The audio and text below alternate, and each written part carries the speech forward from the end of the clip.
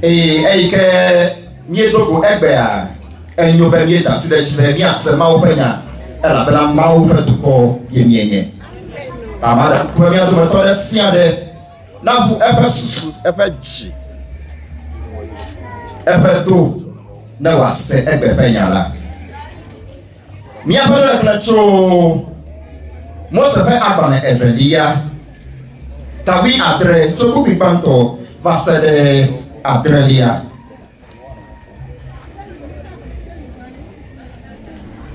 Israel pe ame habri bona hu chosin betada hu dota ngo wo to le te wo le yawe pe gbedede nu wo fa do refidim muleba eye wo fu asara anyire afima kechi adeke mere afima wa no o eya ta wo pe jire pele Mose globe di chinami nemiano Mose dia obe no kata mi le jire wo plem no kata miele yawe tempo kake esi chikowu amia wo fefie le afimara wo tonu le Mose unbe no kata le promi tree le Egypte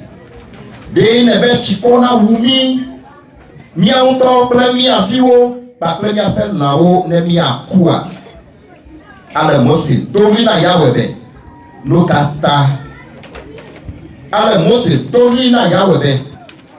no ka mawo na tukosia wo le plano ba ye wa pupen yawe plona Mose be jengona tukola eye na tia Israel mechichi adewo apere dokui ohun cho atisoti sine chofu nil ji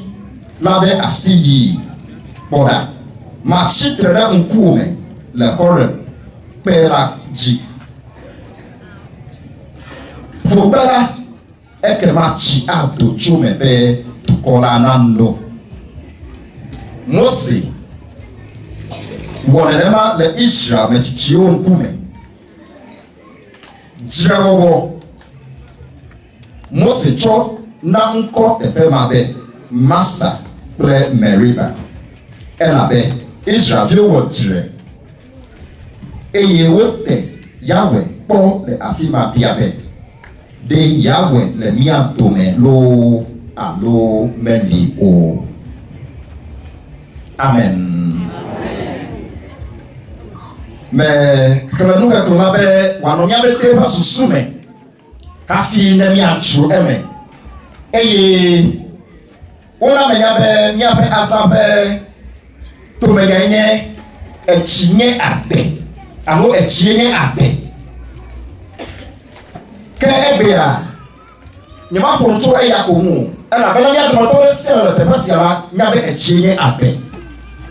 ke ebea ma ponu cho ara ikebia wo echi kenye apera na sumi asi ebanto la nia to bi o so me vu vado aniba ya jia wo chokuna te be ke echi no eya ta echi a eya na be nia to bi wa te be ya echi le to beti na tepe ya no no afa le ke pare wonya be tepe ke aniba nyo na apretete ela bana echi pre aniba nya ena nudu hanye ape abala ke chinye ape ke ba bia ike o teno no nya fa so menye be no ka mia wo ba nudu na sumi asi no ka mia wo be echi na sumi asi na nya be ape mo so ya me no ba to nyebe mount to nyebe nyenya echi eyata ewochi de hi yo fe apasi apa ma wochi kele ya won kuna nyebe ebera ma we mo se beto ati na bu egbe na echi na do to egbe eme era bana ma o amayi ke wochi a ewochi be echi na to egbe me ko han afa eyata echi a na nyere ti a nya kede ehun kake ejere amade na tichia afimi ato akedewu elebe amade na chona le ko pe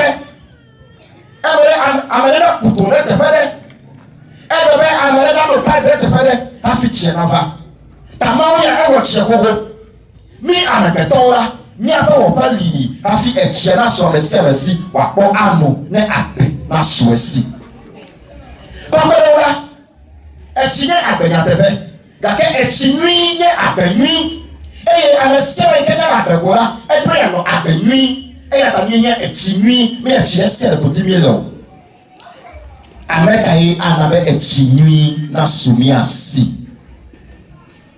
eye wo metimi ya temperature egbe ni apopu de te ya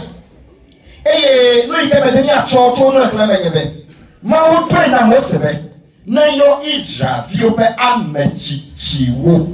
that ope amechichiwo ni apa wo fe le vele afi echinwi na sumi asi yo Israel ve amechichiwo mo se wele ma eyo Israel viope amechichiwo ba wa nongo eplo yi de hore pe la ko na wo amechichiwo Mesa ta fe ma o ele ba wa so wa yinko o ba yo ko ra echito wo deso yi de epe arebo o woto do ma no mera echia ma to do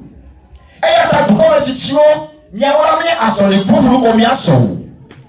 nya no go akpo to ko be fiwo be ni ta mi abubu awo de ka ale te fe ke echia la nyai avati ta de nya no go na mi nyai avati chia e ya ta church na mo to be egbia ye polomi be mi avati pesia na mi ati echinwi no to mi ye be echibu kla te fe ya echinwi we chere nyapo o le mi asi ti se to go ha le mi asi eye le na ko wa anye be fafa ma wu yirani amen do si gele ya be anye ba ike chi nyele apare sele la echile ya be to me ta na ya to ko ya me eye ni afa ko ni be echime le ni asiola e ke ma mi afa no no plani echi le ya be anye ba fe apasi apa ni afa ni ba to go no ma wo to yirani e wo twe na mi takena ni autore o nya feto tasiola echi ano mi asi echi ano mi afa anye ba ya me kake chiko ano mi afi owu jobe mi to la chiko bele mi awu ha do na be na echi le mi asi kake lu ka wa bele echi na so ko le mi asi